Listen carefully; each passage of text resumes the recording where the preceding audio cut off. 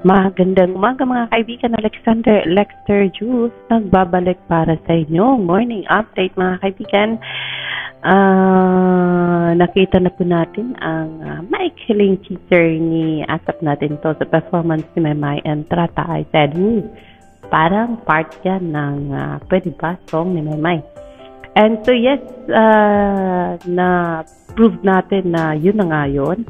Nang makita natin ang post ni Maymay Dreamers, ang sabi niya, the much anticipated TV performance, Maymay Pwede Ba as a plunge, is finally here. Let's trend it. Ayan po. Ayan po si Maymay Entrata. Ayan. Kaya kanina pa lang, 6 o'clock, ay nag-umpisa na ang kanilang tweeting party, trending party, Twitter party. At ang hashtag po ng flyers ay yes, Solid Mayward will stay. So if you have time, you can visit the Twitter world ngayon na. At pwede na kayong maki-Twitter party sa mga ka-flyers ninyo. And of course, hindi nagpahuli ang mga solids ni Maymay. At ang hashtag ng Solid Maymay ay hashtag Maymay Entrata. Narito po ang maliit na teaser ni Asap natin to para sa live performance ni Maymay mamaya. So yan po, Maymay Entrata mga kaibigan with her. Excited na ba kayo? Yung kanyang Pwede Ba ay sa wakas ipa-perform na ni Maymay sa Asap natin to mga kaibigan. Yes! We've been waiting for that. And eto na nga, makikita na sa Free TV ang Pwede Ba performance ni Maymay. And yes mga kaibigan, last night ay sabi ko, di ba, parang hindi nagparamdam naman. Hindi nagparamdam itong si Aaron, itong jowa ni Maymay, when Maymay went to Japan para sa kasal ni Vincent Tail at saka ni isang photo ay wala itong hindi natin makitaan na talagang binisita ni Aaron itong si Maymay Entrata. Pero ano nangyari?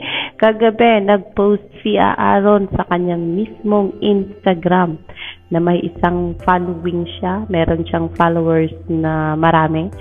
And umabot na 1,000 yun ha.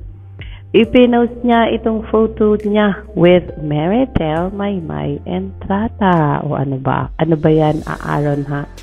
Narinig mo ba at naintindihan mo ba ang sinabi ko when I said hindi ka namin naramdaman sa buhay ni Maymay Entrata sa sobrang napaka-private ng relationship ninyo. Pero heto si Meridale kasama si Aaron sa isang photo nila na nasa sasakyan. Sabi ng iba, uy, huwag kang maniwala dun sa sa pa-private jowa ni Maymay kasi si Aaron ay si Edward daw yan. Sabi ko, wala. Ganun ba yun?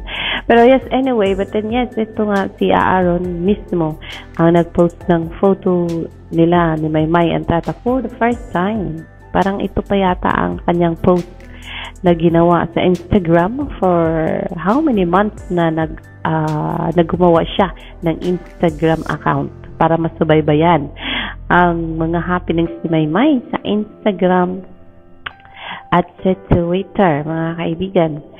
And kaninang umaga ay may nai-post na naman si Maymay sa kanyang Instagram. At ang sabi ng ating dalaga, dito po yun. Ang sabi ng dalaga natin ay ito po. Pinost ko kasi naman may yung photo ng Access PH nung top nung gumawa sila ng Ama Kabugera sa Awit Awards. Nirepost yan ni Maymay. And after that, nakita natin yung post ni Meridel Maymay Entrata saying, stay hopeful, a lot can happen in 1 month. Trust God more. Talagang strong itong faith talaga ni Maymay sa Panginoon na talagang masasabi natin kahit ano pa man ang dinaraanan ni Maymay ay napaka strong niya talaga na kaya niyang harapin yan kahit ang kasama niya lang sa bahay ay si Patricia. O diba mga kaibigan? And so yes, isa rin yung bagay na pwede nating sundan mga guys, yung mga post ni Maymay Entrata to give us more power, strength, energy to face life. Kasi kung yan ang ginagawang inspirations ni Maymay to keep moving, diba, sa buhay, ay pwede rin naman natin gawin sa mga buhay natin as followers ni Meridel Maymay Entrata. Wait. So yes po, yan po ang ating maliit na update before mag-umpisa ang I What Asap. Yes mga kaibigan. And sabi ng mga followers ni Maymay, makikita nila tayong nahihirapan pero di nila tayo kailanman makikitang susuko. Ayan, hindi daw susuko ang mga flyers ni Maymay at saka ni Edward John Barber. Samantala, asap natin to, ang sabi niya, live na live ang full blast pasabog sa asap natin to today. Kaya abangan natin yan mga kaibigan. Sabi ni Bingkay, solid my word will stay at sasamahan namin kayo hanggang dulo. Wala na kaming hinihiling pa na mananatili lang na maayos ang pagkakaibigan niyo. Okay na kami doon.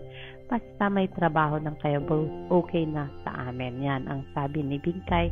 Wala daw talagang sukuan ang flyers sa pagsuporta sa dalawa as long as patuloy ang pagtanggap nila ng mga proyekto sa kanilang kapamilya network, ang ABS-CBN. Samantala, sabi ni Mayward Fender, the most precious gift you can give someone is the gift of your time and attention, and that is what the flyers are doing right now, giving time to Maymay and Edward for their surrendering party to the party sa kasalukuyan mga kaibigan. So yes, wag po kayong matakot na isigaw ang kung ano man nasa isip at puso ninyo mga kaibigan, and makisigaw na para maging trending ang topic ng Mayward Flyers na Mayward will stay forever. Ayan, solid Mayward will stay. Ayan. And so yes mga kaibigan, yan muna ang ating update. I will see you for more later. Dito lang po sa aking bahay, Alexander Dexter Jules. Good morning.